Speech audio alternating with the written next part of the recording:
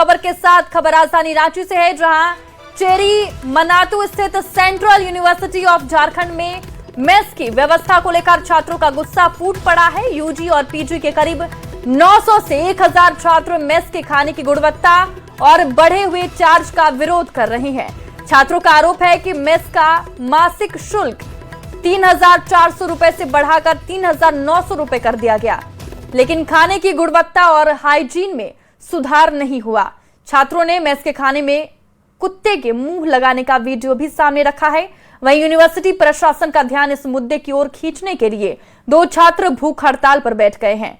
सुबह से ही प्रशासनिक भवन के बाहर धूप और बारिश के बीच छात्रों का प्रदर्शन जारी है।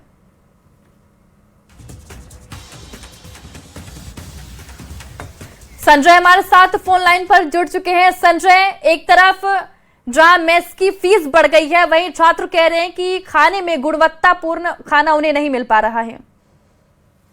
जी बिल्कुल, इस समय घड़ी में 10:30 बज रहे हैं और राजधानी रांची में तेज हवा के साथ कई जगहों पर बारिश भी हो रही है।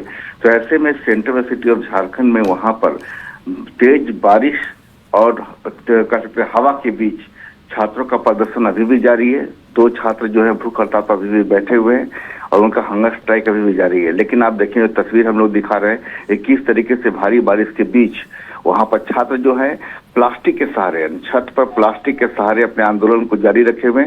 उनका एक ही कहना है कि जो मेस में उनको मासिक जो शुल्क लिया जा रहा है, उनका जो भोजन का प्रति छात्र बढ़ाकर 3900 रुपया कर दिया गया है, लेकिन जो खाना उन्हें दिया जा रहा है वो वास्तव में जिस हिसाब से जो पैसे लिए जा रहे हैं उनके मुताबिक नहीं है। मतलब कि बता रहे हैं कि लोकल ट्रेन में जिस तरीके से अब खाने की जो महक आती है, कहते कि चलते फिरते एक हाइजीन का ध्यान जहां नहीं रखा जाता, ठीक उसी तरीके की वहां खाने का जो फील होता है, लुक एंड फील होता है मेस का, वो उसी तरीके के खाने का होता है जो कि लोकल ट्रेन का होता है। रात की बची हुई सब्जियां परोसी जाती है और तरह तरह के कई आरोप है। एक छात्रा ने बकायदा वीडियो जारी किया। वीडियो में दिख रहा है कि जब छात्रा को चिकन परोसा जाने वाला था जिस दिन, उसी दिन चिकन जो मेस में जब भोजन बनना था तो 2 कुत्ते उस चिकन के पास खड़े थे, उसे खा रहे थे। लेकिन तभी एक छात्रा की नजर चल गई, उन्होंने उसका वीडियो बनाया। कुल मिलाकर जो तस्वीर सामने आ रही है, छात्रों का आंदोलन फिलहाल थमता नजर नहीं आ रहा है। हम जब न्यूज 18 की टीम वहां पहुंची थी तो कुछ विश्वविद्यालय प्रबंधन के लोग वहां मौजूद थे। हमने पूछा कि इस पर कोई पक्ष रखना है, क्या जवाब है। उन्होंने कहा कि हम लोग फिलहाल इस पर कुछ नहीं बोलेंगे, क्योंकि हम लोग यहाँ पर इसके लिए ऑथराइज नहीं है, PRO बोलेंगे। अब ऐसी तमाम स्थिति को लेकर के जो विश्वविद्यालय प्रबंधन की तरफ जो स्थिति बनी है और छात्रों को जो जीत है कि सवाल है कि सबसे पहले सेहत रहेगी तभी पढ़ाई होगी, तो छात्र लगातार इस बात को उठा रहे हैं। बोल रहे घर से इतनी दूर पढ़ने के लिए आए हैं, कोई प्राइवेट कॉलेज भी नहीं है, सरकारी कॉलेज है, सेंट्रल यूनिवर्सिटी है, जाहिर जिस सुविधा की उम्मीद लेकर हम लोग यहाँ पहुंचे थे उस तरह की सुविधा नहीं मिल रही है। तो कुल मिलाकर खाने पर सवाल है, सेहतमंदी है तभी पढ़ाई है। और ऐसे में लगातार अब देखना है कि ये जो हंगर स्ट्राइक कल जारी रहती है, यानी क्या बनी रात में विश्वविद्यालय प्रबंधन क्या छात्रों के साथ बात करने की कोई कोशिश करता है, कोई समाधान। शुक्रिया संजय तमाम जानकारी के लिए। और रांची से देखिए बड़ी खबर में आपको दिखा रहे हैं, जहां मेस व्यवस्था के खिलाफ छात्रों ने हल्ला बोल कर दिया है। और रांची से बड़ी खबर सामने आ रही है, जहां JSSC CGL परीक्षा में गड़बड़ी की जांच तेज हो चुकी है। CID ने रांची और हजारीबाग में एक साथ कार्रवाई करते हुए कई ठिकानों पर दबिश दी है। रांची के लालपुर स्थित शिवांगन की पाठशाला, उसके निदेशक के आवास और रातू रोड स्थित संजीत कुमार के घर पर छापेमारी की। वहीं हजारीबाग के मेघा कोचिंग सेंटर में दस्तावेजों की जांच कर साक्ष्य जुटाए गए।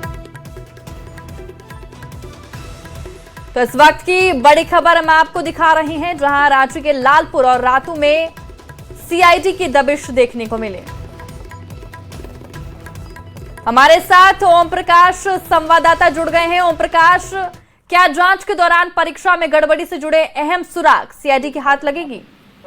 जी बिल्कुल, अगर बात की जाए तो इस पूरे मामले में जो कोचिंग संस्थान हैं उनकी भूमिका भी सामने आ चुकी है। पूर्व में भी जो अभय तिवारी और तमाम जो आरोपी गिरफ्तार हुए थे उनसे ये बातें सामने आई थी कि कोचिंग जो संस्थान है वहां से भी अभ्यर्थी जो हैं वो सेट किए जाते थे और उनके मार्फत जो है ये पूरा खेल चला करता था।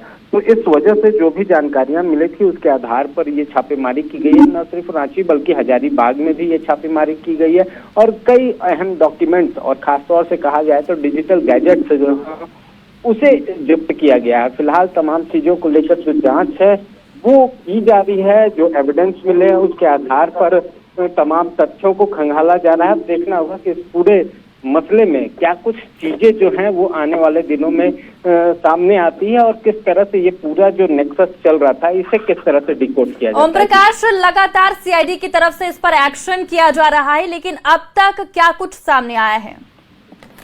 जी बता दें कि जो पूरी जो सिंडिकेट है उसमें तमाम चीजें जो हैं वो सामने आई थी कि न सिर्फ इसमें जेपीएससी या फिर जेएसएससी के कर्मी बल्कि साथ ही कहा जाए तो जो टीडीपीएल कंपनी है या फिर जो दूसरी एजेंसी है तमाम लोगों की सांठगांठ की बात सामने आई थी। तो वहीं कोचिंग जो संस्थान है उन कोचिंग संस्थान से भी सांठगांठ की चीजें जो हैं वो सामने आई है। इसी आधार पर अगर कहा जाए तो लगातार गिरफ्तारियां भी हो रही हैं और इसी पूरे मामले में जो पूछताछ और जो दबिश है रेड वो भी देखने को मिल रही है और कई अहम चीजें जो हैं खासतौर से अगर बात की जाए तो इस पूरी जांच में ये तमाम चीजें इस्टेब्लिश भी हुई हैं कि कहीं ना कहीं परीक्षा में धांधली हुई है और इन तमाम चीजों को लेकर ही ये जो गैजेट्स और जो दस्तावेज हैं वो जब्त किए गए हैं।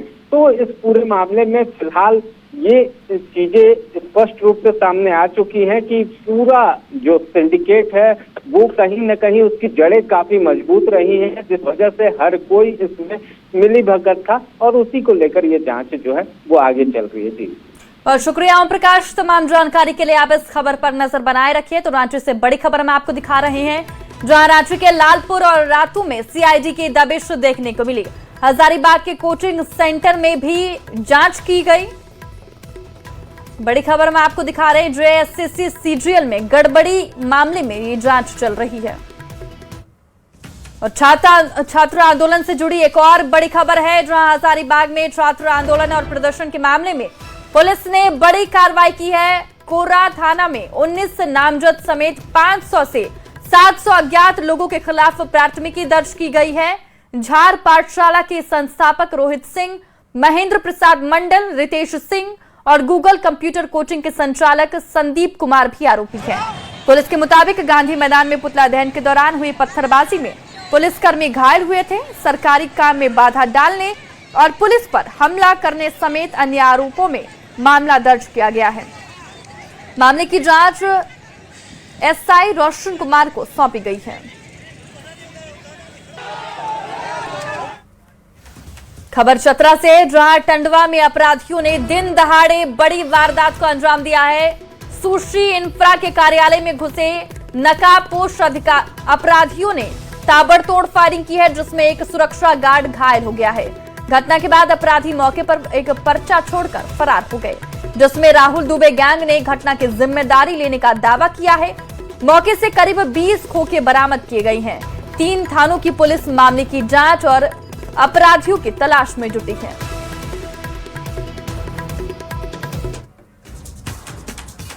कोल्हान के सबसे बड़े एमजीएम अस्पताल में इलाज की व्यवस्था पर एक बार फिर गंभीर सवाल खड़े हुए हैं। 48 घंटे के भीतर 3 मरीजों की मौत के बाद परिजनों ने अस्पताल प्रबंधन पर लापरवाही के आरोप लगाए हैं। किसी ने स्ट्रेचर नहीं मिलने का आरोप लगाया, तो किसी ने एम्बुलेंस में देरी की बात कही, तो किसी का दावा है कि समय पर इलाज नहीं मिला। सवाल यह है कि कार्रवाई सिर्फ नोटिस तक सीमित रहेगी। ये रिपोर्ट देखिए। एमजीएम में इलाज या लापरवाही का खेल, मरीजों की जा रही जान, कौन जिम्मेदार? मौतों ने खोली एमजीएम की व्यवस्था की पोल। ये तस्वीर है कोल्हान के सबसे बड़े एमजीएम अस्पताल की, जहां इलाज की उम्मीद लेकर पहुंचने वाले मरीजों के परिजन अब व्यवस्था पर सवाल उठा रहे हैं। कुछ महीने पहले 5 दिनों के भीतर 4 मरीजों की मौत के बाद लापरवाही के आरोप लगे थे। जांच का भरोसा दिया गया था, लेकिन अब एक बार फिर 48 घंटे के भीतर 3 मौतों के बाद अस्पताल प्रबंधन सवालों के घेरे में है। कहीं स्ट्रेचर नहीं मिला,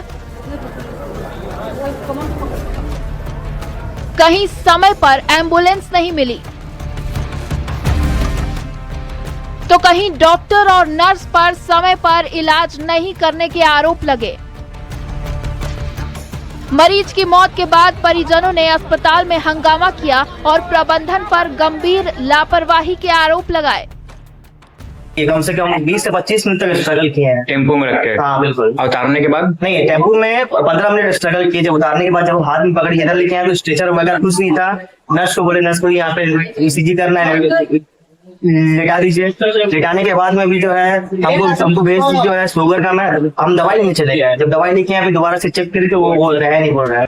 हंगामे के बाद मामला प्रशासन तक पहुंचा। उपायुक्त ने मामले का संज्ञान लेते हुए जांच कमेटी गठित की और कार्रवाई के निर्देश दिए। इसके बाद MGM अस्पताल प्रबंधन ने भी जांच शुरू की। शुक्रवार को इलाज के दौरान 2 मरीजों की मौत के बाद परिजनों ने चिकित्सकों पर लापरवाही के आरोप लगाए थे। शनिवार को हुई जांच के बाद सर्जरी और शिशु रोग विभाग के कुल 8 चिकित्सकों को शो कॉज नोटिस जारी किया गया।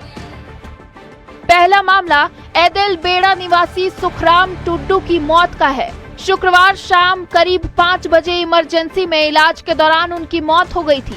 परिजनों ने इलाज में लापरवाही का आरोप लगाया और अस्पताल अधीक्षक से शिकायत की।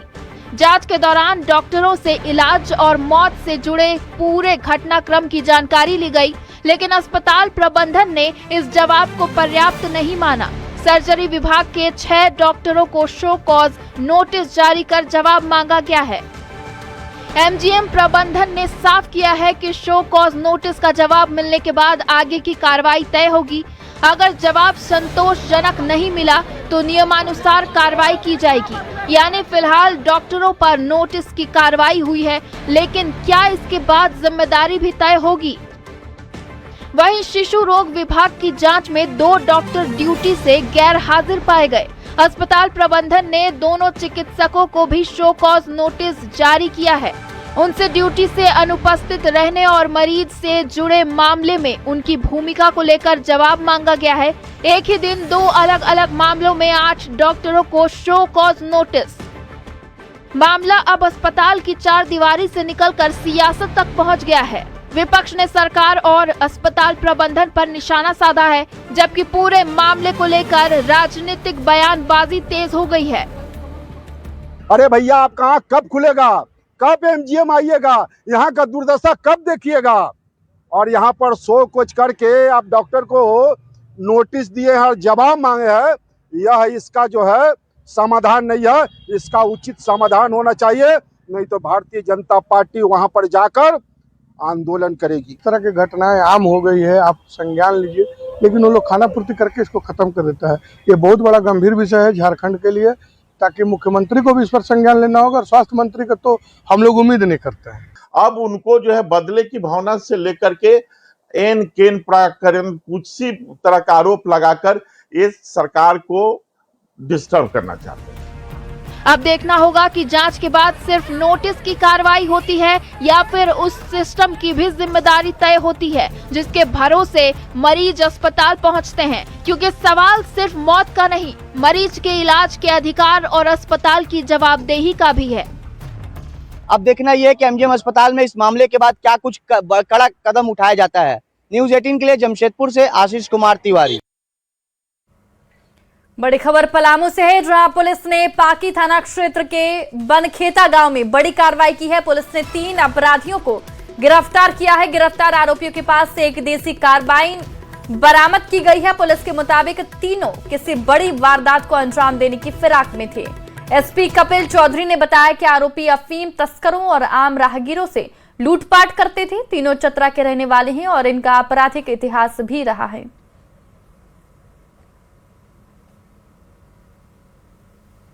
छापेमारी दल के द्वारा जब घटनास्थल जो लोकेशन हमें मिली थी, उस लोकेशन पर पहुंचने पे कुछ व्यक्तियों को खड़ा पाया गया। जब इन व्यक्तियों ने पुलिस को देखा तो वहां से भागने का प्रयास किया।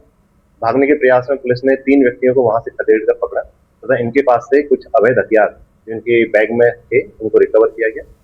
रिकवरी के समय इनके पास से एक देसी कार्बाइन, 7 गोली, 1 खोखा, 1 मैगजीन और 2 बाइक बरामद हुई है। इनसे पूछताछ के क्रम में इनके द्वारा बताया गया कि इनका आपराधिक इतिहास रहा है पूर्व में भी इनके द्वारा लूट, डकैती, आर्म्स एक्ट और एनडीपीएस के केस में इनको कांड दर्ज हुए इनके अगेंस्ट में। खबर धनबाद से, जहां धनसार थाना क्षेत्र में पुलिस ने रात्रि गश्ती के दौरान बड़ी कार्रवाई की है और 6 युवकों को गिरफ्तार किया है। पुलिस ने आरोपियों के पास से एक देसी कट्टा और एक जिंदा गोली बरामद की है। साथ ही 2 बाइक जब्त की गई है। पुलिस ने हथियार देने के आरोप में एक अन्य आरोपी को भी गिरफ्तार किया है। पता करने में पता चला कि ये सारे आपराधिक प्रवृत्ति के क्या ये थे व्यक्ति थे, जिसमें से 3 लोगों के ऊपर पहले ही से 2 कांड लंबित हैं और जो कांड लंबित थे वो भी काफ़ी ग्रीवियस प्रकृति के थे। जब इनसे पूछताछ किया गया तो एक और लड़के का नाम आया, तो कुल 7 लोग पकड़े गए हैं इस पूरे क्या होता है इसमें घटनाक्रम में। साथ ही साथ एक जो मोटरसाइकिल था वो इनफैक्ट आपका बैंक मोड़ से ही चोरी हुआ था, उसकी भी रिकवरी हुई है। अब खबर हजारीबाग से, जहां सांसद खेल महोत्सव का आगाज हो गया है। कार्यक्रम में नेता प्रतिपक्ष बाबूलाल मरांडी भी शामिल हुए। उन्होंने सांसद मनीष जायसवाल की कोशिशों की सराहना की और इसे युवाओं और खेल प्रतिभाओं को आगे बढ़ाने की दिशा में अहम कदम बताया। महोत्सव में 12 से ज्यादा खेलों का आयोजन होगा, जिसमें 50 से ज्यादा खिलाड़ियों के शामिल होने की उम्मीद है। नमो फुटबॉल टूर्नामेंट आयोजन का मुख्य आकर्षण रहेगा। 30 अगस्त से शुरू होने वाला टूर्नामेंट 25 दिसंबर को पूर्व प्रधानमंत्री अटल बिहारी वाजपेयी की जयंती पर खत्म होगा। इसमें करीब 1500 टीमें हिस्सा लेंगी।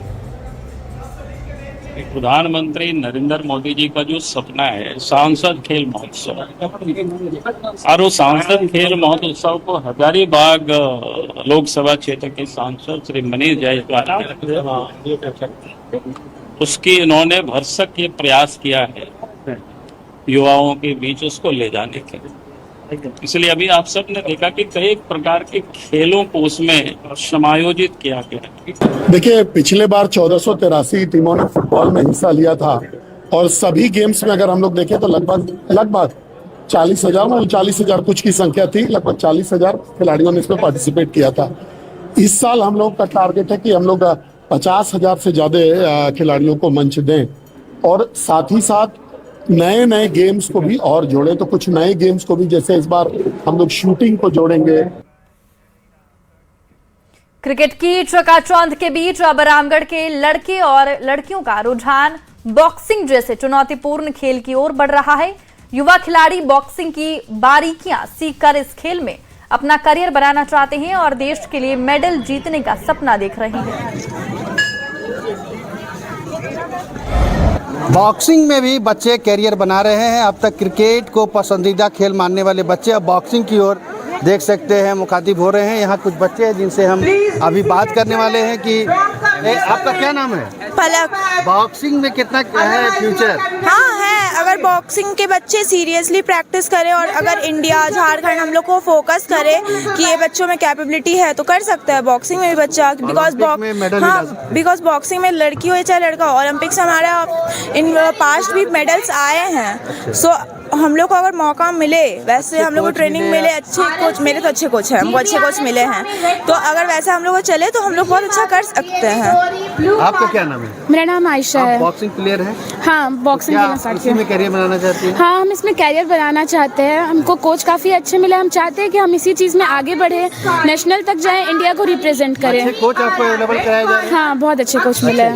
एक प्लेयर है, क्या आपका नाम है? मेरा नाम पीयूष कुमार है, मैं अग्रेसन डीएवी भरीश नगर से हूँ। आप बॉक्सिंग में कैरियर बनाना चाहते हैं? Yes sir. आपको लगता है कि बॉक्सिंग बहुत जोखिम वाला खेल है? नहीं सर। नहीं है? नहीं। आप तैयार हैं इसके लिए? Yes sir. तो कुछ छोटे बच्चे भी, आपका क्या नाम है? वियाला श्रीनाथ। आप भी बॉक्सर बनना है? Yes sir. अच्छा, तो गुरु मालूम है आपको, पूरे गुरु सीख चुके हैं सर? तो देख सके छोटे बच्चे हैं और बॉक्सिंग में लगातार जो है ये अच्छा प्रदर्शन कर रहे हैं। इनका सपना है देश के लिए मेडल जीतना, ओलंपिक में खास करके मेडल जीतना इनका सपना है। इसको लेकर के अभी से तैयारी कर रहे हैं। जावेद खान, न्यूज़ 18 रामगढ़। रांची में रेरा की ओर से 1 दिवसीय सेमिनार का आयोजन किया गया। सेमिनार में बिहार रेरा के अध्यक्ष बतौर मुख्य अतिथि शामिल हुए। कार्यक्रम में रियल एस्टेट सेक्टर से जुड़े बिल्डर, उपभोक्ता और तमाम स्किल होल्डर मौजूद रहे। इस दौरान रियल एस्टेट से जुड़े कानूनी प्रावधानों और बिल्डिंग खरीदने के दौरान जरूरी दस्तावेजों की जानकारी दी गई। बिहार रेरा के अध्यक्ष ने कहा कि ऐसे आयोजनों से स्टेक होल्डर्स की शंकाएं दूर होती है और वो कानूनी तौर पर मजबूत बनते हैं। वहीं झारखंड रेरा के अध्यक्ष नीरज सिन्हा ने कहा कि बिहार रेरा के बेहतर कामकाज से सीखने के लिए उसके अध्यक्ष को कार्यक्रम में मुख्य अतिथि बनाया गया है। उन्होंने कहा कि झारखंड में रियल एस्टेट सेक्टर अभी शुरुआती दौर में है और बिल्डिंग बायलॉज को लेकर अभी काफी काम किया जाना बाकी है। सेमिनार का उद्देश्य होता है जो अलग अलग स्टेक होल्डर होते हैं, जैसे प्रोमोटर्स होते हैं जिनको बिल्डर्स बोलते हैं हम लोग, और होम बायर्स होते हैं, जनरल पब्लिक होता है। तो रेरा चूंकि नया एक्ट है तो लोगों को जानकारी नहीं होती है और इतने सारे उसमें कॉम्प्लायंसेस दिए हुए हैं और सारे चीज़ सभी लोगों को करना है, चाहे वो अलॉटी हो या प्रोमोटर हो या कोई भी हो।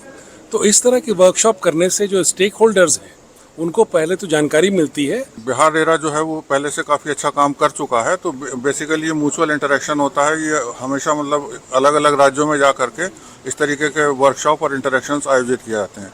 उसी क्रम में ये आज आयोजन किया गया है और इसमें जो बिहार रेरा के द्वारा सफलतापूर्वक अपने जो कार्यों को अंजाम दिया गया है उसका आइडियाज़ का और उसका क्या क्या काम है उसको शेयर किया गया है, ताकि अगर आवश्यकता होगी तो उसको यहाँ पर भी लागू करने का प्रयास होगा। आप जानते हैं कि लैंड ओनर्स, बिल्डर्स, परचेजर्स सब स्टेक होल्डर हैं, तो कानून का तब महत्व बढ़ जाता है जब लोगों को इसकी जानकारी हो, तब लोग इसका उपयोग करते हैं। तो यही उद्देश्य है। सावन के पावन महीने में पूरा जमशेदपुर शहर रंगा हुआ है। इसी को लेकर नारी शक्ति सामाजिक संस्था की ओर से सावन मिलन महोत्सव का आयोजन किया गया। सावन मिलन महोत्सव में विधायक पूर्णिमा दास साहू शामिल हुए। इस दौरान महिलाओं ने सावन के गीतों पर जमकर मस्ती की और एक दूसरे के साथ खुशियां बांटी। इस मौके पर कई महिलाओं ने सावन का गाना गाया तो कई महिलाएं फैशन शो के साथ गाने पर डांस करती नजर आई। खास बात रही कि पूर्वी विधानसभा की विधायक पूर्णिमा दास साहू भी सावन के गीतों पर अपनी सखियों के साथ झूमती नजर आई। नारी शक्ति की शक्ति है और ये सावन का तो पावन महीना ही है। हम लोग भोलेनाथ का बहुत आराधना, सबको ही मिल के पूजा करते हैं, आराधना करते हैं और सब आज का इंतजार बहुत दिन से लगाए रहती है। सावन सिर्फ भगवान की पूजा आराधना से लेके अपने घर की सारी जिम्मेदारियों को खत्म करने के बाद हम ये एक शाम अपने लिए 16 श्रृंगार करके आ जाती है, सारी चिंताएं छोड़ के। बट सच में यहाँ पे सारे लोग बहुत अच्छे हैं, बहुत कंफर्ट फील हो रहा है, नहीं लग रहा है कि मैं अननोन हूँ यहाँ पे। फर्स्ट टाइम आई हूँ बट सब बहुत मिले जुले रह रहे हैं। बहुत अभी तो थक गई, इतना डांस किया मैंने। सावन का एक भव्य प्रोग्राम आयोजित किया गया है जिसमें समस्त नारी शक्ति आज आई हुई हैं और यहाँ पे सभी अपने घर की सारी चीजों को भूल कर कुछ समय जो है इस सावन को एंजॉय करने का काम कर रही है। बात रामगढ़ की करते हैं, जहां रजरप्पा मंदिर में आस्था की अनोखी तस्वीर देखने को मिली। भैरवी और दामोदर नदी के संगम से जल उठाकर हजारों कावड़ यात्री पैदल रवाना हुए। कावड़ यात्री बड़का गांव के महूदी पहाड़ पर बने बुढ़वा महादेव मंदिर में जलाभिषेक करेंगे। इस यात्रा में दो बेटी अपनी मां को पालकी में बैठाकर पैदल लेकर जा रही हैं। मां को तीर्थ दर्शन और भगवान शिव के जलाभिषेक के लिए दोनों बेटे यात्रा कर रहे हैं। रास्ते में जब लोगों ने ये नजारा देखा तो भीड़ जुट गई। श्रद्धालुओं ने दोनों बेटों को आधुनिक युग का श्रवण कुमार बताया।